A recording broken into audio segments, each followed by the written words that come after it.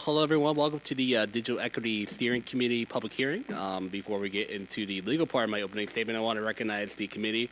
Those are our guests. To my left, we have Kyle Dragon, Linda Mikolopoulos, Owen Mandler. I'm Alex Lamarche, Crystal Jackson, and Amy Fiden. We are the Digital Equity Steering Committee. I also want to thank everyone here for coming, and for those who showed up at the open house earlier today. And it means a lot. And this plan is for the town and what the town needs, and your input will be extremely valuable. I'd like to recognize our Kim Horn consultants, Cody Berger, Lisa Wan, and MJ Cardison. I did got it right. Great. And we are missing Bill Scully. He has also been working behind the scenes, and they've done a fabulous job so far. So we want to thank them very much for putting in the all the hard work and the data mining and all the interviews. So thank you. So down to the legal part of my statement here. The Digital Equity Steering Committee will convene in a in-person public hearing in coordination with the consulting firm Kimley Horn for the purpose of gathering public input for the town of Hadley's municipal digital equity plan through the Massachusetts Broadband Institute. Public hearing will be held at Hadley Senior Center, located at 46 Middle Street, Hadley, Massachusetts, 01035 on January 7th, 2025 at 6:30 p.m. If there are any questions or require more information, please contact me at 413-584-1203 or my email at lamarchea@hadleyma.gov. Do I have a motion to open the hearing? Second. All right. So Linda made the motion. Roland second. Kyle conferred. All in favor? Great. I want to remind everyone of the committee charge. The Digital Equity Committee going a little too fast here. The Digital Equity Steering Committee's charge shall be to work with the consultant designated by the Massachusetts Broadband Institute to prepare a digital equity plan for the town of Hadley to serve residents who may be at disadvantage regarding lack of reliable broadband and lack of digital equity skills and access to reliable devices to keep up with the ever-changing technological atmosphere post-COVID. In order to encourage open dialogue, there be no time limit. However, please be mindful of your neighbors who may also want their voices to be heard. In order to speak, you must state your first and last name, as well as your address for the public record. This meeting is being recorded by Nick, so thank you, Nick. Recorded by Hadley Media, and wish to ask for anyone else recording the meeting. Nope, great. First, we have our consultants from Kimley Horn to go over their presentation. First, event community members will have the opportunity to ask questions and make comments, and the consultants, and then we'll open up to the public. So MJ, Cody, Lisa, the floor is yours. Thanks, Alex, and thank you everybody again for coming today. The steering committee and the rest of the community that have showed up today. We really appreciate your interest in this topic and look forward to hearing any questions and any other feedback that you might have. As we've all mentioned to you all so far this evening, if you haven't gotten an opportunity to provide feedback yet, we invite you to do so at the end, even aside from questions that you might have. Just hearing about your experiences is why we're here tonight. And that includes both the boards that you've seen over on the side of the room, as well as the survey that was developed by Massachusetts Broadband Institute. I'll be talking about that a little bit more later on. Again, I'm Cody Berger, representing Kimley Horn, and joined by a couple of my partners. And we're the consultant that's been hired to develop the municipal broadband or municipal digital equity plan for the town of Hadley on behalf of Massachusetts Broadband. Cody, your microphone's on, right? Should be green. Yes. Okay. Thank you, Nick. My apologies. No problem. So the goals of today are to present an overview of the town equity plan, primarily to educate and help everybody understand what the purpose of the plan is, and answer any questions that anybody might have on what we're trying to accomplish, as well as secondly, gaining input from you all on your experiences that you've been having with respect to digital equity in the town of Hadley, whether you work here or play here or live here. We want to hear your feedback. And then 3, discuss some of the barriers and opportunities that are available to promote digital equity, and basically how can we make things better. Sorry, I hit that twice. So what is the MBI Municipal Digital Equity Planning Program? It was the Massachusetts Broadband Institute, or MBI, was established to help unserved and underserved communities gain access to broadband. They're assisting communities with developing roadmaps to increase access to and the use of the internet. This includes support in the form of research and grant applications to help with the implementation of the improvements, as well as the development of the survey. So taking a step back, what is digital equity? Digital equity aims to bridge the digital divide by providing everyone with affordable access to the internet, devices, and digital skills. This is a quote from the National Digital Inclusion Alliance as to what exactly digital equity is, but in summary, that's what its goal is to level the scores, even the playing field, for everybody across the community with respect to digital, broadband internet and digital devices. So what the 3 components are of digital equity are what you see on the screen, and also the boards that you've been seeing over on the side.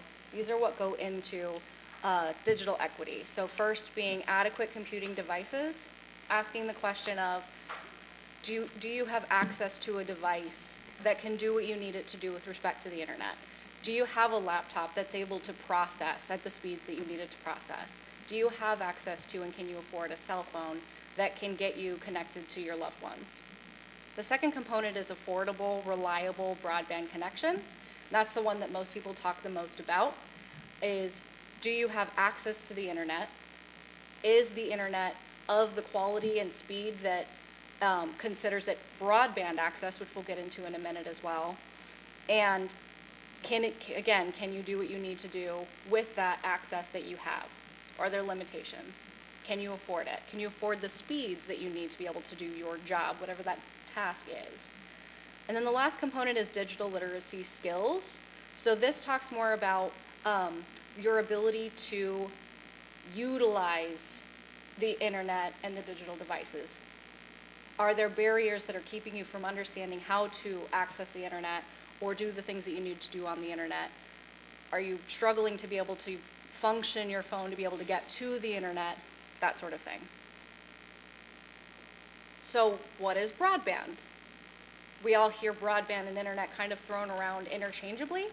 What broadband is specifically is internet access, whether it's wireline or mobile, so cellular or traditional cable connection that a lot of us have. But it also has to have, according to the FCC, a minimum download speed of at least 100 megabytes per second and a minimum upload speed of 20 megabytes per second to be able to be considered broadband. You can also see on the screen that it says internet that is independent of network hardware and is always on.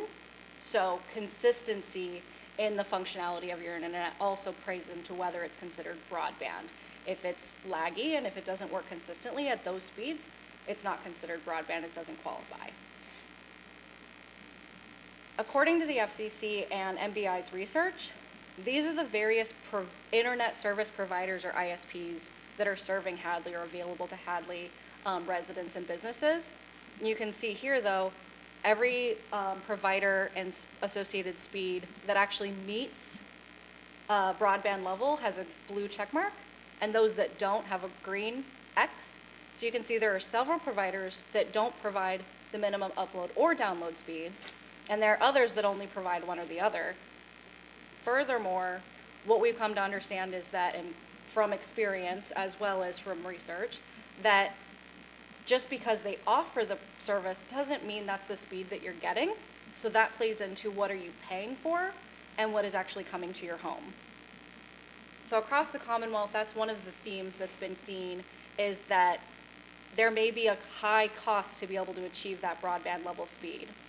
In addition, we're seeing slow Wi-Fi, so whether that's an inconsistency compared to what you're being advertised, or an inconsistency, again with those, it it goes out in the middle of the day, it goes out in the middle of my Zoom call, that sort of thing.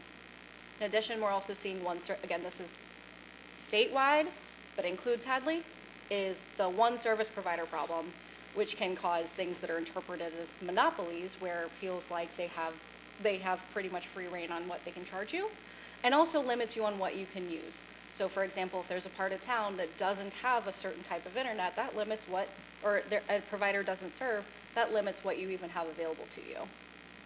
High cost as a consumer we talked about, and then last being digital literacy gaps. We're seeing many digital literacy gaps across Massachusetts as well. So this plan aims to find out more about what those gaps are and help close those gaps. Because at the end of the day, speed matters. Why does all this matter? COVID-19 really emphasized that and brought it to the forefront that there are a lot of things that we need to be able to do that require the internet. It's become a common need, just like water and electricity has become a common need. So, and what you see on the screen is the types of things that people are using the internet to be able to do. So not only is it social media that some people might be thinking of using day to day, but also your ability to do telehealth, your ability to do your homework at home, your ability to telework if you're not feeling well or you need to stay home with a child. So all of these things really play into why it's so important for everybody. We can't put barriers on who has access. So the purpose of this municipal plan is to understand the current landscape here in Hadley, to prepare the town for future funding opportunities, and to help guide equitable implementation to ensure that all benefit from the infrastructure and programmatic investments. Overall, this is the development process for the plan. You can see the blue arrow is basically where we are in the process today. This meeting, the purpose of this meeting, is to obtain public input. But as you can see, we've started off with us, the consulting team, partnered with our steering committee, researching the state of digital equity according to the FCC and according to the Census Bureau and according to MBI's website. And then we've had one-on-one conversations with various stakeholders within the community. For example, we've met with the schools and gotten to know a lot about the good things that are happening there, like the Chromebooks being available to all students and the security and digital equity training that's being given to all students across the board in public schools.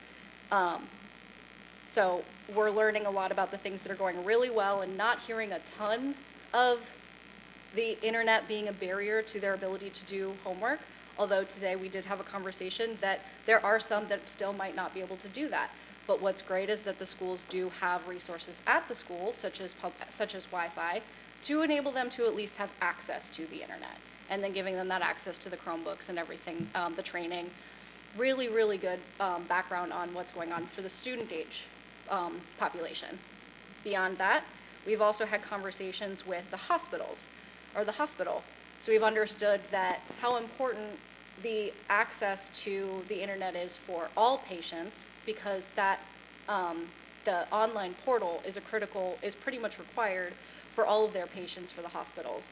However, there are still several patients that are not connected because of their lack of internet access or their lack of ability to utilize, whether it's digital literacy gaps or other reasons, to be able to access the online portals.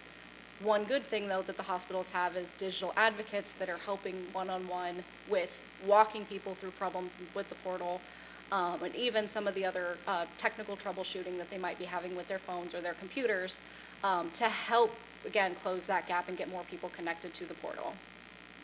We've also had a conversation with the library to understand the various resources that they have available. Again, there are many people that may not have access to the internet or quality access to the internet, affordable access, and one item that was brought up regularly with all the people that we talked to was that teleworking can be very challenging in certain parts of town.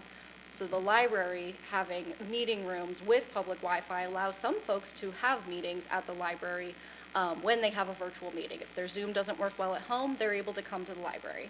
They also have, in addition to the public Wi-Fi, other things that people may not be able to afford, such as computers that they can use on site, and printers, access to printers that they can even connect to with their cell phones if they don't have a computer, or a computer at the library is not available for use that day. However, it is still limited by the fact that none of these resources can be taken home. They are in the process of getting hotspots, which will be a great addition, but they don't currently have laptops or tablets, and they are still limited by the hours that they are open. So they would like other opportunities to be able to expand those resources. They also have one-on-one trainings and provide technical support at the library, which they would also further like to expand, but they're limited by resources and on staff. In addition to that, we have also had a one-on-one conversation with Molly Keegan, who is on the select board and various other committees within the town, and she's provided insight on some of the dead spots that are around town, even for cellular, where we may be saying, oh, it's okay, just use a hotspot. There are even issues with that because there's not cellular coverage. So understanding where those wireless limitations are, as well as the hesitation that might be in place with some of the senior folks with getting connected, especially with respect to security, not necessarily knowing what's safe, and wanting to make sure that they're protected against scammers. And then lastly, we also talked to the public safety. Specifically, we interviewed somebody from the fire department. And again, their main concern is getting the population connected to them online, because while they may have phone numbers for those who have landlines, the fastest way for them to be able to reach out to the mass public is through the internet, whether it's their website, the town's website, social media, and they're doing that today, but they know there are a number of folks that they can't reach that way who aren't connected. So that's really important to them. In addition to that, they utilize an app for most of their coordination between emergency responders, which is reliant on the internet. Not only to the phone, where cellular coverage being a problem is a problem, but also for the building itself. For them to be able to reach out to their responders, they need to have internet at the building. So these are all concerns that have been voiced, lots of positives, but also some room for improvement, which have been really helpful to hear. And that's, again, we want even more than that. That was a handful of folks representing a handful of groups. We want to get input from as much of the community as we can to understand how the whole community could be helped. So after we get through this initial few phases of public input, we'll be reviewing that information, see where some of the trends are, and start defining what the needs are, what's going well, what's not going well, and again, what can be improved on, what examples are we seeing across the state and across the country that could maybe be applied here, and start identifying some potential action items, as well as helping identify grant funding that may be available, because of course, money is always part of the problem. Some of the areas that we foresee and that have been so far implementation areas are what you see on the screen. So some of them may include us recommending and again, trying to help fund additional staff at the library. They want to do more training. They want to have more coordination with places like the Council on Aging.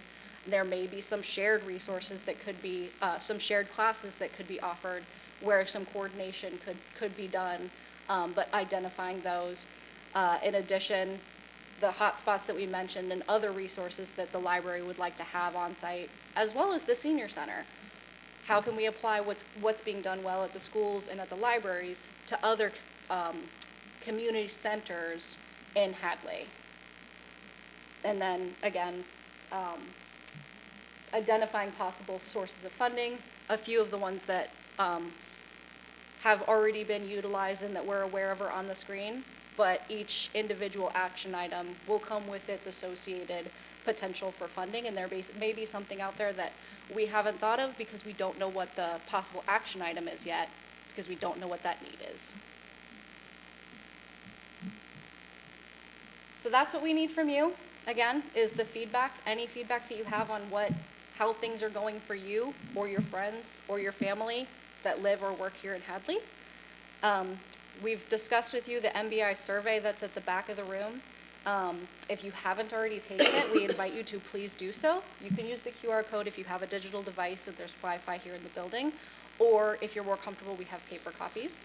And then in addition to that, We invite you to ask your questions here in a second, as well as provide any other individual feedback that maybe isn't covered in the survey to help us give some more context to what you're experiencing here in Hadley. Thank you for your time. I'll open it up for questions. Great. Well, so we'll start the committee. I have one quick question, and then I'll make sure I give voice to my fellow committee members. So when it comes to implementation funding, when we get this all finished, could you remind me in how that process works? Yep, so each individual town will need to apply for the funding, and we're here to help identify what those, basically, what qualifies you for the funding, and help, of course, identify what the deadlines are. Some of them are April, some of them are longer, some of them are more rolling. So identifying what those are, and then helping you come up with that application, but at the end of the day, the town applying. But the main thing being, what is it that qualifies you to make sure that you have a really good story to tell, especially in grant funds that are competitive. Like, for the most part, there's a pot of money. How do we get you the biggest pot of money? Is by saying, not just our population is this, but we have a plan. And another thing that helps is saying what you've already been doing, so where you've been making progress and where you've been seeing positive outcomes from that, then taking that to tell the story of how you see things continuing to improve. Does that answer your question? Yeah. All right, that's my only question. Anyone on this side? I don't think this is on. It's on. Okay. Maybe. My question is, would you be able to supply the resources for us to request the grants from, or do we serve for ourselves and then come to you for assistance? So for the most part, that the plan should help with the application, but the actual applications themselves are not included in the scope of work that we're doing. So we're available to support it, but the actual labor to write it would need to be either done by yourselves, or we'd need to come up with another source of funding. Right, but do you provide any information of where we can apply? Yes, that we will Not just definitely help with provide. filling out the information? So Yes. you'll give us a list or so forth of everywhere we can apply for grants and funding, and then you help And what we with, think is applicable to each scenario, yep. and you help us fill it out to make sure we are at least on the right track to Right. receiving it? Yep, exactly. Because you. we don't want to say, here's a list of things, and here's what you need to do, and hope that you can connect them. We want to try to connect the different actions with different funding sources specifically, and we're hoping that there will be some that qualify for both, so Right. that you can apply with the same kind of write-up for two different, hopefully, pots of money to make you even more competitive, and maybe you cover a portion of the cost with one and a portion of the cost with the other. Anything that we can do to get you more money. So you said the timeline is anywhere from a few months to about a year. That's my understanding. Anyone else? Okay, I'll ask a question. How about another local community that you've done this for? Can you give us an example of a positive? So we specifically have not finished any of the plans. Based on the timelines, we've had a similar timeline with all of y'all.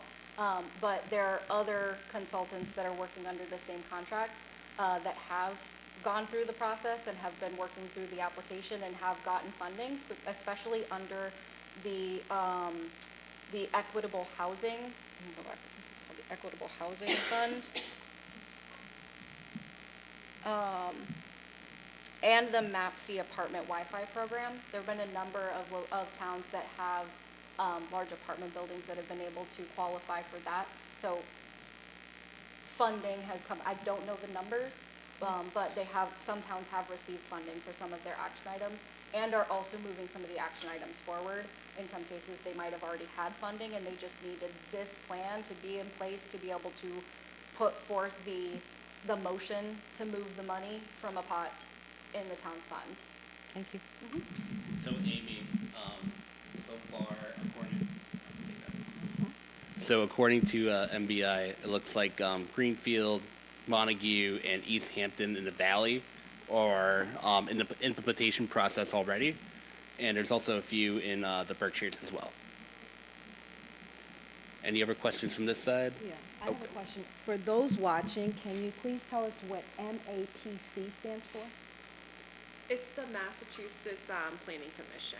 Okay. Yeah, Thank it's a And regional planning commission. when I asked about resources, I meant additional resources, not just these particular ones. Would you be able to Right, provide? yep, Okay. yep, these are just a handful. Okay. Yep. Thank you. Yep, because there are also some that are federal, and there are others that, like, I don't think there's any up here that talk about schools. There are some that specifically are for funding for schools, or for libraries, so depending, or seniors, so depending on what the action item is, we'll be finding different sources of funding that are specifically for funding resources for those groups of individuals. Good.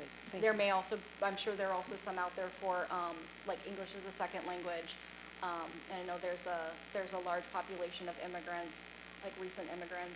So all of those different kind of buckets can help us find. Thank you. Yep, absolutely. Done. Yeah, no, that's it. How about this side? And just make sure your microphone's on if you have any questions. You're good. You're all good for now. All right, we'll open up to the public.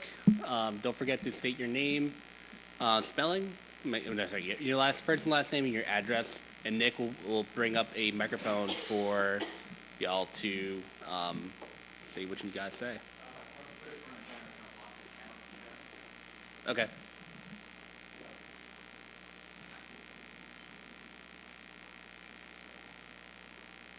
Whatever, if you feel it's good, it's good.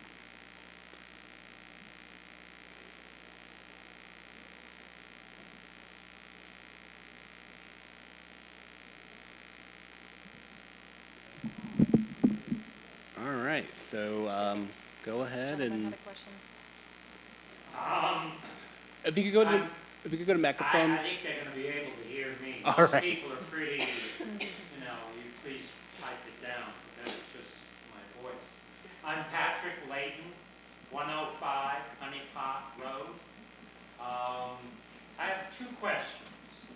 There's a whole group of us on Honey Pot Road itself and then on South Branch Road as well without internet. So in doing one of these applications, is it an advantage for us to try to organize to write one application for all of us?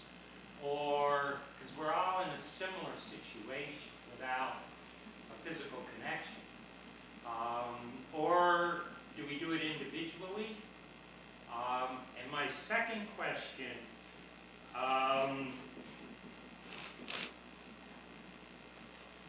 in the application, we're going to have to ask for money. But how much it actually costs to run cable is, I don't know.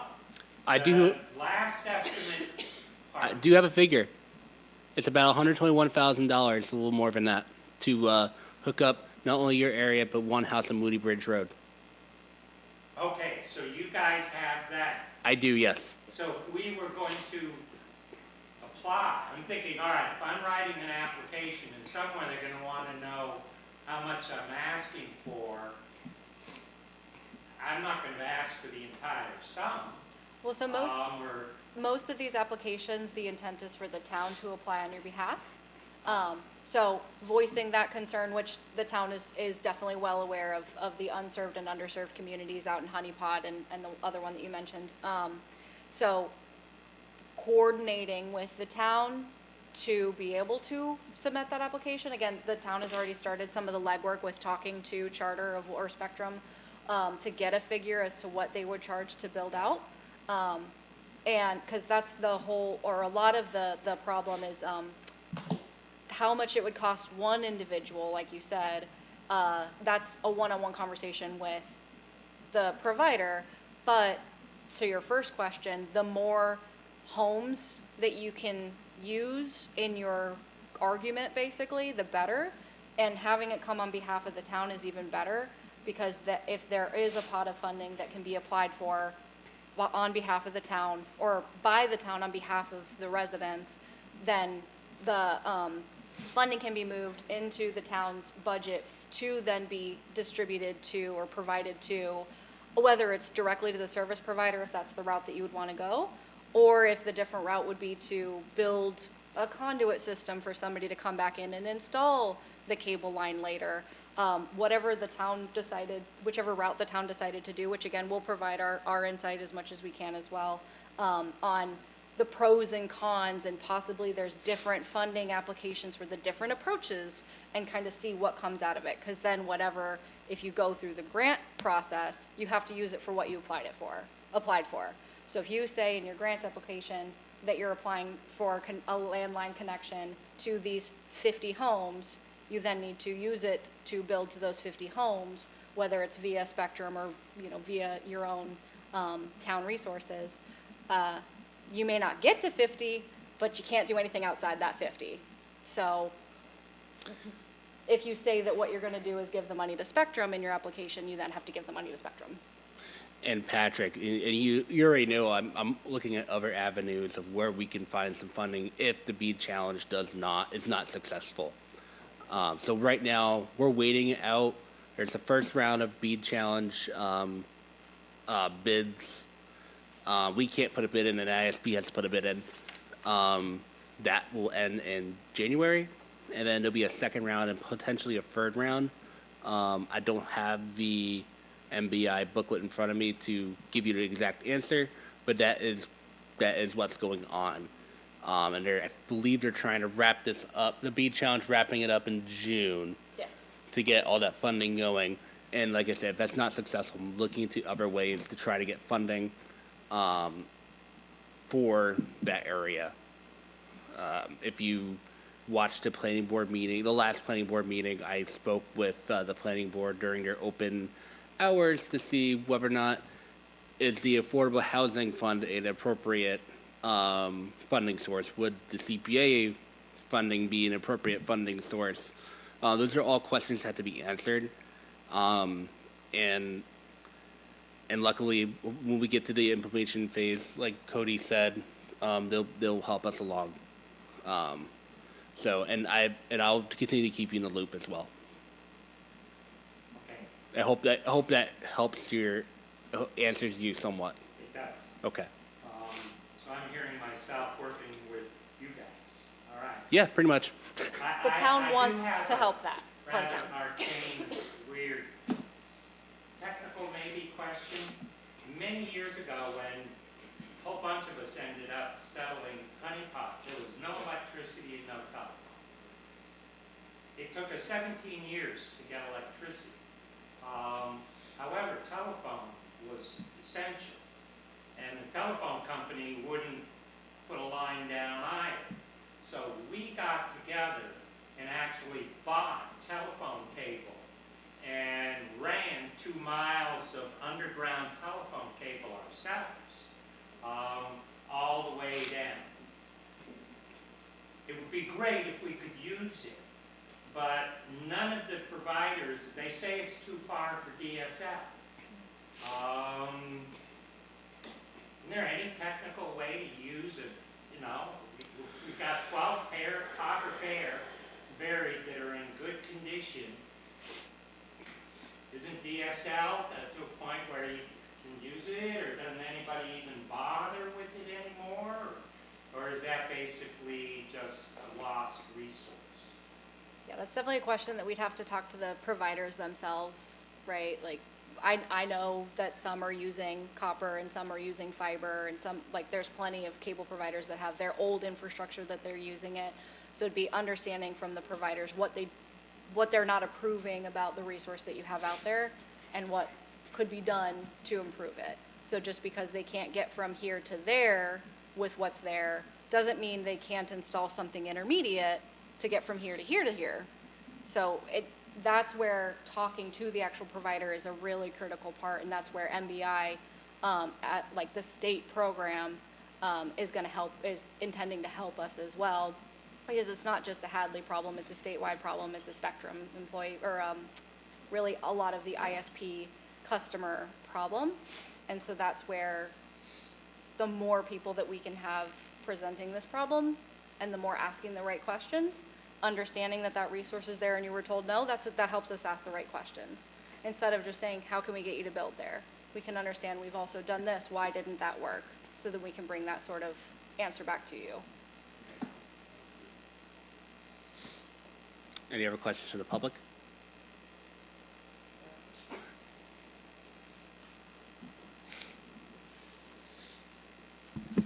My name is Tony Fiden, live in Cold Spring Lane.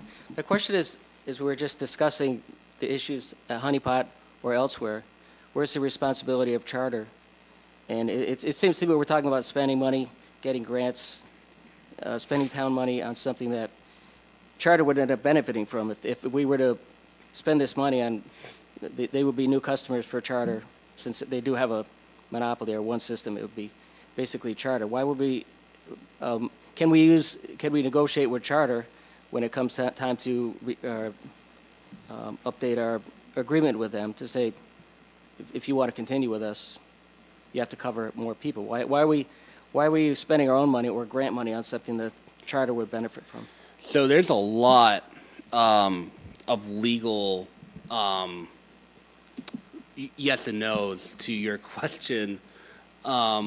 The quick answer is it's hard to negotiate the cable companies, especially since we have a very limited budget for the town compared to a Spectrum budget, which is beyond what we have.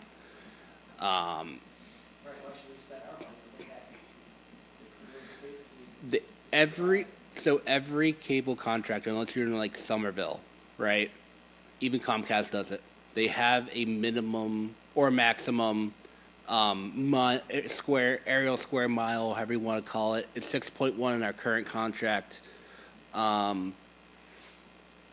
it states that only so many. I think it's 20, right? For the town here, that they will be willing to hook up to cable and internet. And if you watch our cable hearing from March, Attorney Bill August explains that a little more and better than me. So I encourage you to look up that meeting, and if you can't find a meeting, just email me, and I'll get it to you. But I think that goes to where the real problem is. If we have you mentioned it at the beginning, we have a system where basically charter is a monopoly, and they kind of hold all the cards. That and the company like Comcast will not come in to compete either. So that's the other problem. I mean, that's the monopoly problem. Even though by law, these cable licenses are non-exclusive.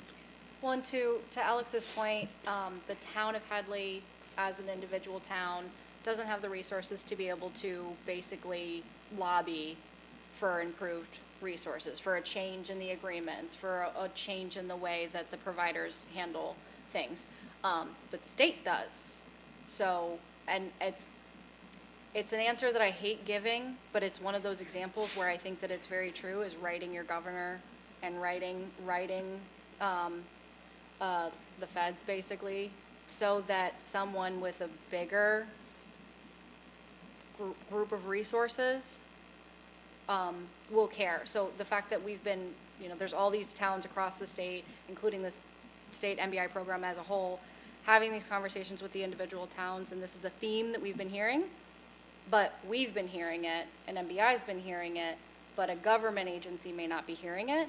I think we need to make sure that they're hearing what your concerns are beyond the town, so that someone, again, with more resources can do something about it, because it's in state law as to how it's handled and how far the towns have to go, can go, and basically the amount of resistance that the ISPs, the providers, can give. Because they are working within the bounds of the agreement as of right now, as frustrating as it is. So basically, we wouldn't be able to coordinate any type of way of trying to use charter's funding to better our location. We have to come up with ours. Is there anyone that can negotiate some sort of contract once we do have grant money, or? Well, and what Alex was explaining about how Charter is going after the BEAD funding, again, their funding will be tied to Hadley if that's Right. in their application. So that'll hold them to it. It won't, Okay.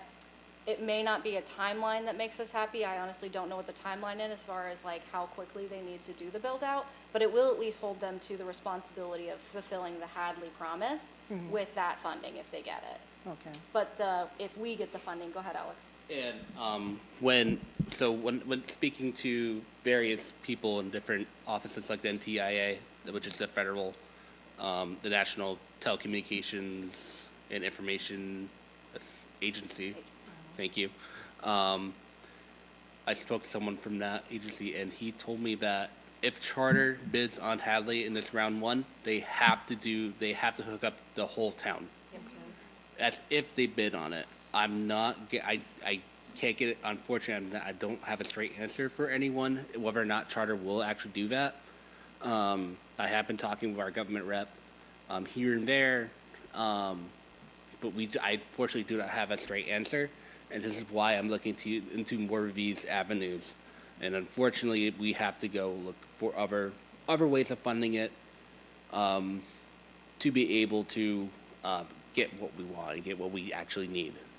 It's not a want, it's a need. So you mentioned if Charter bids on it, but aren't they the only ones that have that option? No, Who else though do we have? a municipal ISP could, and I've been speaking to a couple of those also. Okay. Well, and your agreement technically does allow another provider to come in. It's just getting another provider to want to come here. Right. So getting a Verizon Fios, I know there's problems with the Verizon Wireless here, but getting a Verizon Fios or a Charter or a Comcast, whichever one you guys don't have, to build here, but that's really what Alex said earlier, it's really challenging to get them to want to build all the way here so that they can build here. And then be in competition with each other. Exactly. So I think that there's a lot of justification for that competition. There's a lot of competition across the state. It's just getting enough towns to convince them that building across Massachusetts is worth it. Or building outside of wherever they are in Massachusetts right now. And these surveys will help, the more we have fill it out, the better it is for us to try to get that done. Right. And I'm not saying, but possibly try to get Charter to, negotiate something, whereas we don't have to pay so much money for the internet and broadband, and some areas do not even have access to it, Right. and they're just, the monopoly they have is just charging so much money. It's like, we keep coming out of our pockets to pay for it. Right. But they're not giving us any extra. So, to try to see if we can utilize other funding and somehow, twist the knife or so and Charter, make sure they work for us. Right. You And know, that's, they need our business. yeah, and that's where I sincerely think that the louder our voice can be across the state, the more effective it'll be. Okay, well, we have to see. In addition to talking to other ISPs and Spectrum, I have been speaking with our local legislatures as well. So the conversation is happening on my end. It's going to take time, and it's going to be a fight. I'm going to tell you that one right now. And I'm not going to stop. Just to make everyone feel heard, it's not going to stop. So,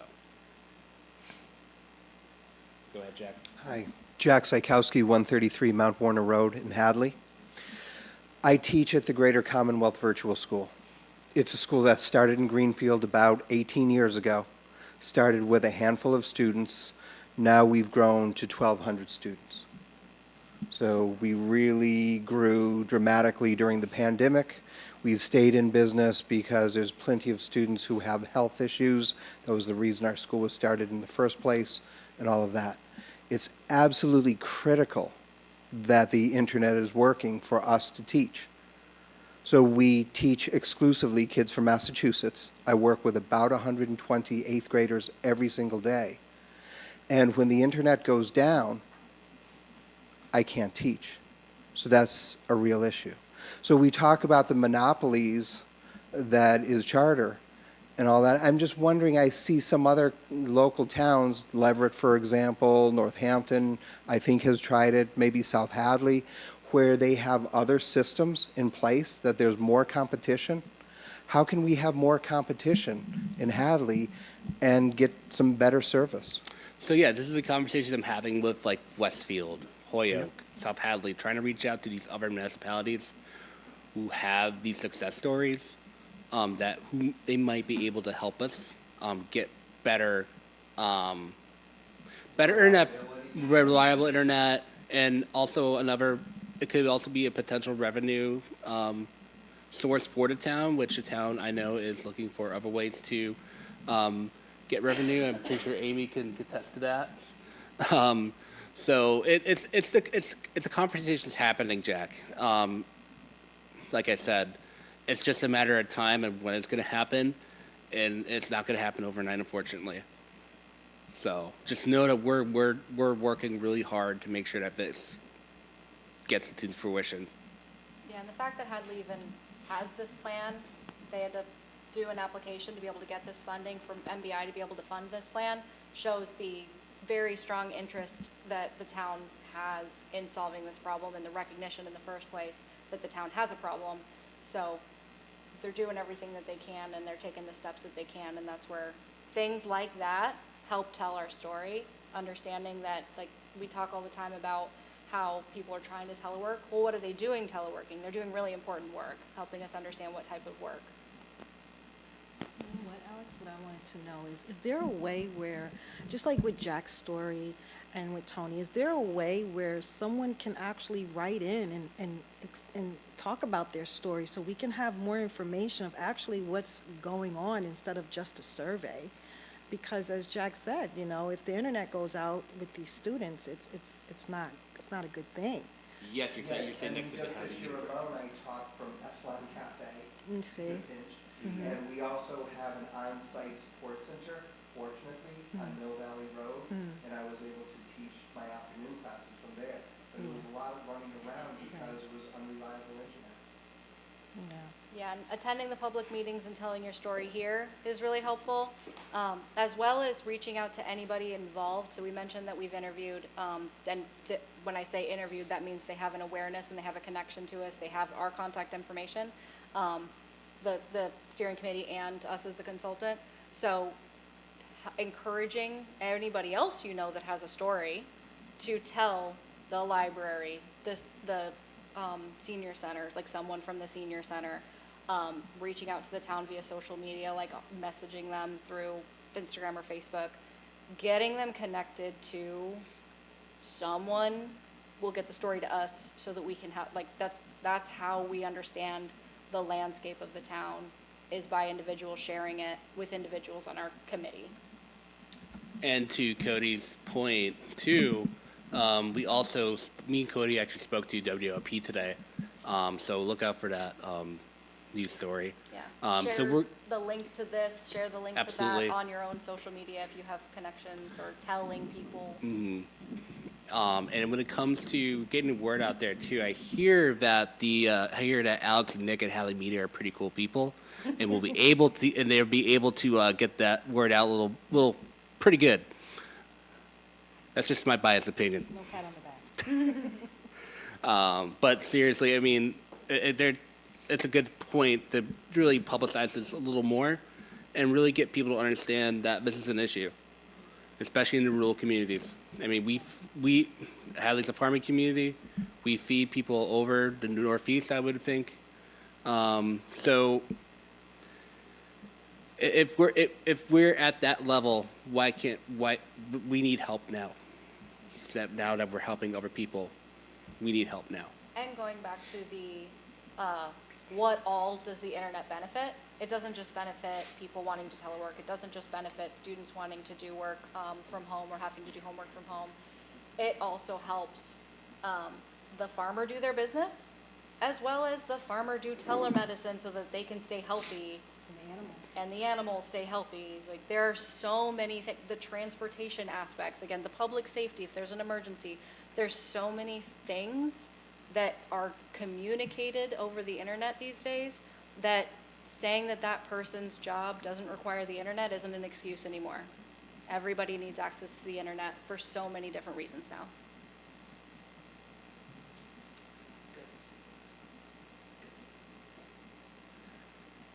Is there any other questions from the public? Go ahead, Pat.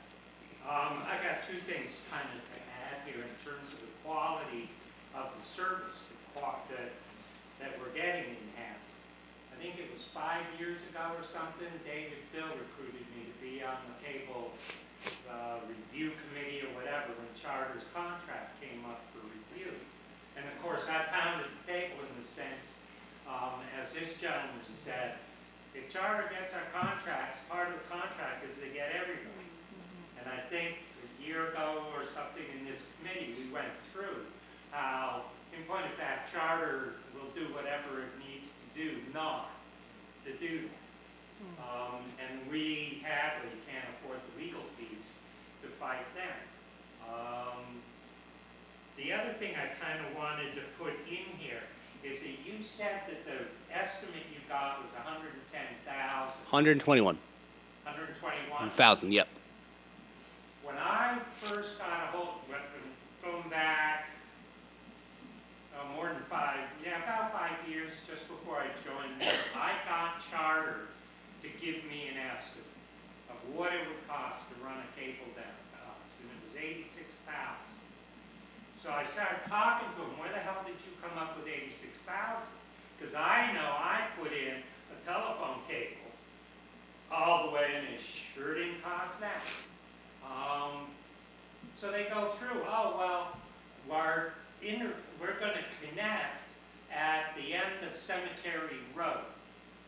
All right, so, you know, the phone lines and all, telephone poles go down to the end of Cemetery Road.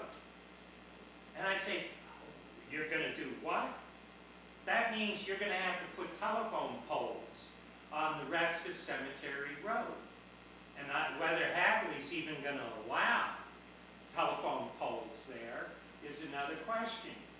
And so I said, why are you doing that?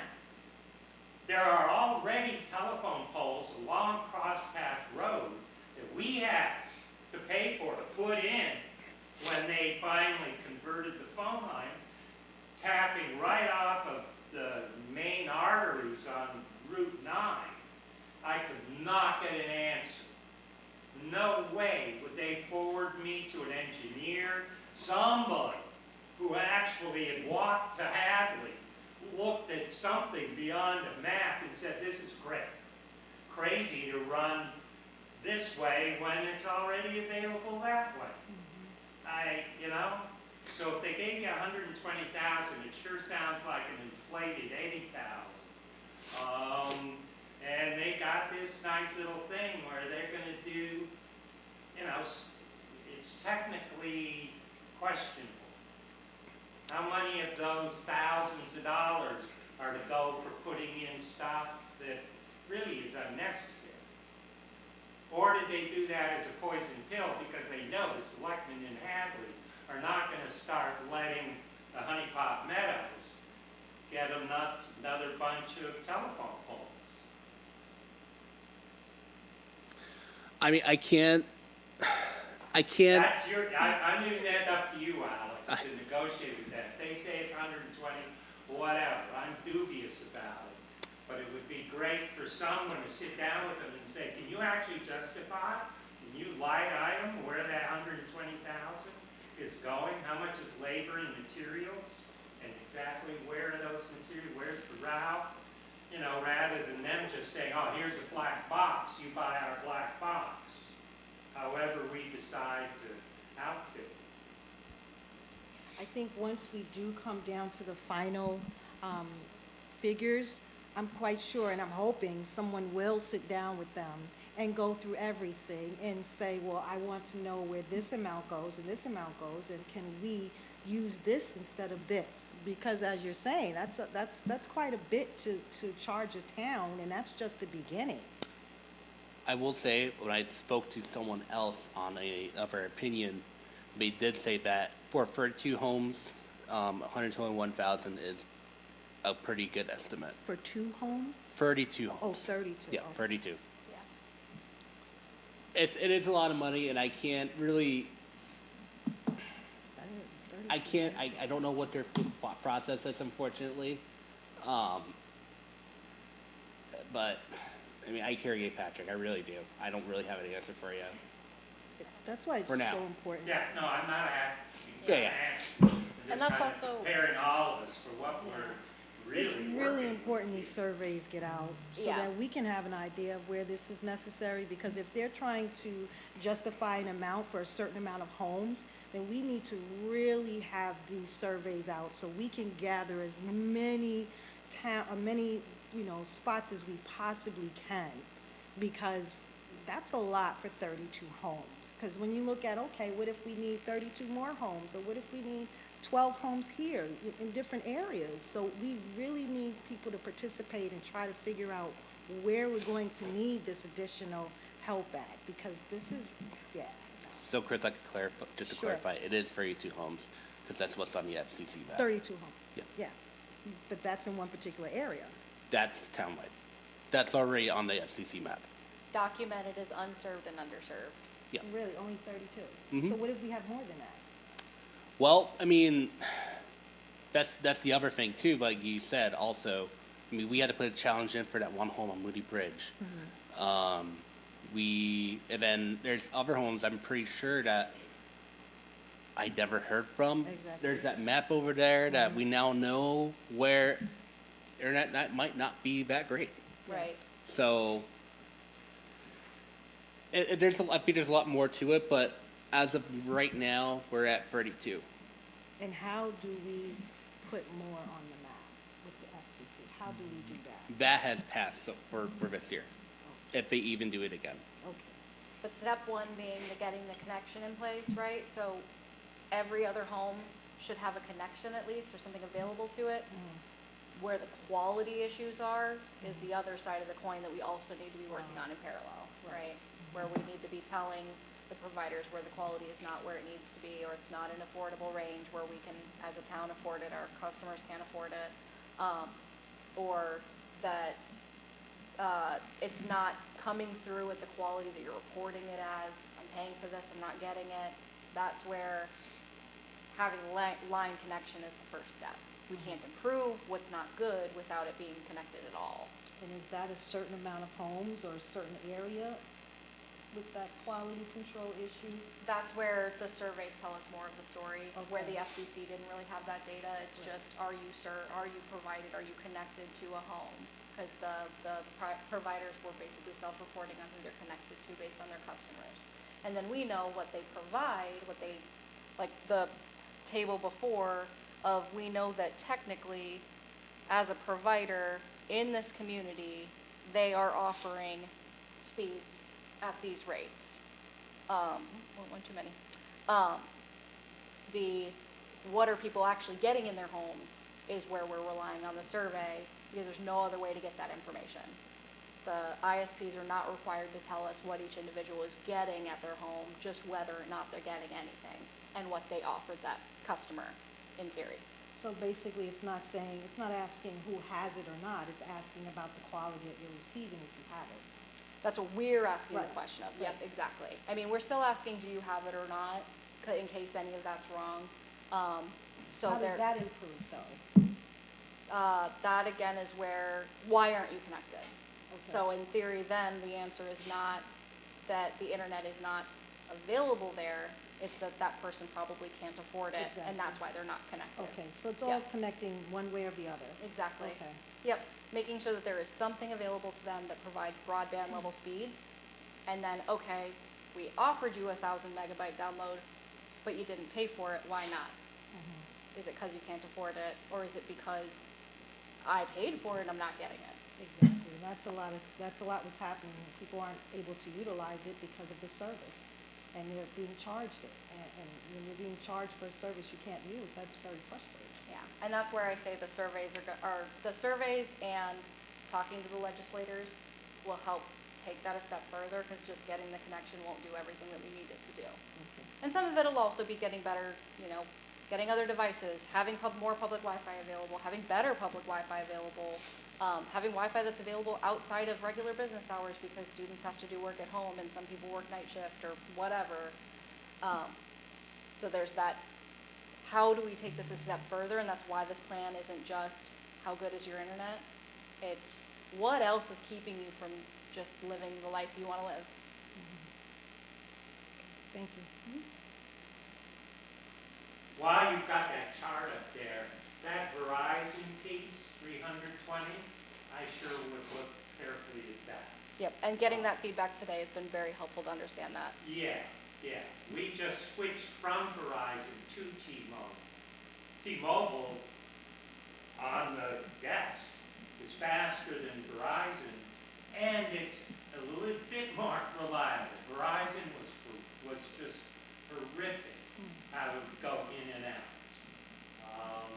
Now, I know that might have to do with the geography of where, right at the end of Honey Pot, the hill, we're in a teacup, basically, of a hill where it rises to the railroad and 91 and all the rest. So I don't know where their towers and all are. Right, But it makes a huge difference. right, Yeah, Verizon was ridiculous. yeah. And that's the type of thing that's helping us proof the data that was given to the FCC. So while, to Alex's point earlier, the timeline has passed on this year reporting and this year, like them having to report and us being able to basically argue it. But if it's enough of a problem across the state, across the country, they'll have to open it back up for more, which they did last time. So the FCC required the ISPs to report, and enough people said, this doesn't seem right. And there's too many gaps in the data, and there's too many like blankets across the whole town. This whole town has a dot for X because, and so they went down a little bit more granular, a little more granular. So the more that we can say, still doesn't seem right, the more granular the data can get, and hopefully more that can come out of it from funding opportunities and actionable items from the ISPs.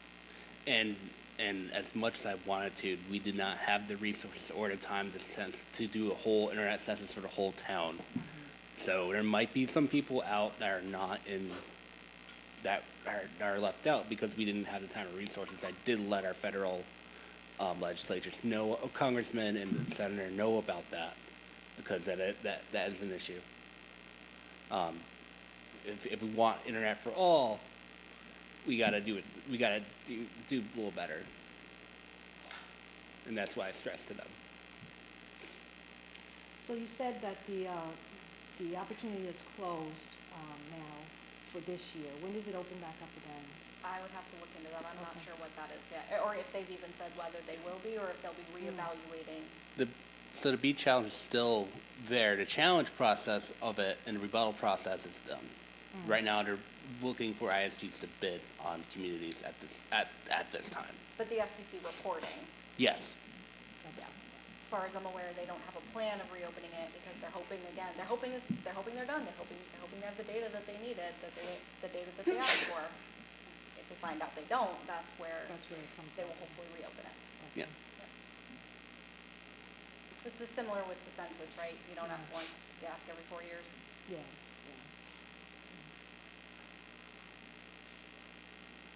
Any other questions or concerns, comments you want to stress? Anyone from the committee? And just to anybody who hasn't had an opportunity to yet, I'm going to say again, to provide us input on the boards about your digital literacy skills, good or bad. Again, I want to make sure that we're emphasizing we want good news and bad news, because again, if there's something that could be applied outside of what's already being done well or being made even better, we want to know. So digital literacy skills, affordable, reliable broadband connection, and adequate computing devices, as well as the different parts of town that either have really good or really poor, that you're aware of issues.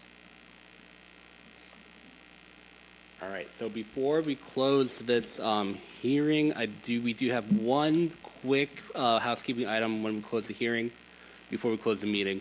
But I do want to thank everyone who's come out to the open house, people who are watching online, people who are listening to our story, and everyone here and who are trying to get their voice out. And we're doing our best. It's gonna be a hard fight, but we're gonna try, and we're gonna get through it, hopefully.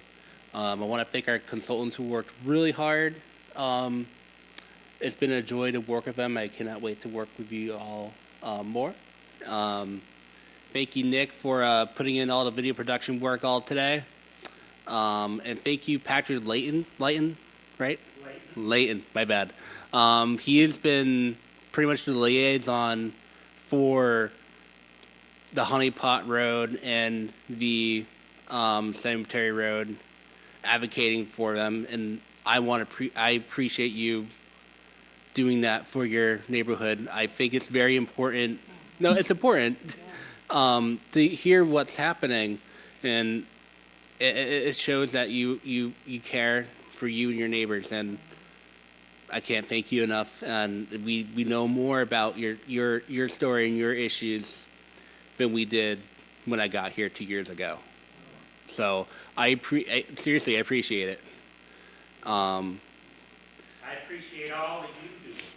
I'm It d- really has been great having somebody that actually responds and we can actively try to move forward. That has been great in years. And like I said, Patrick, many times, I'm not going to stop until we get this all hooked up. So, all right. Do I have a motion to close the hearing and not the meeting? Motion by Crystal. Do I have a second? Second by Kyle. All those in favor? Aye. All unanimous.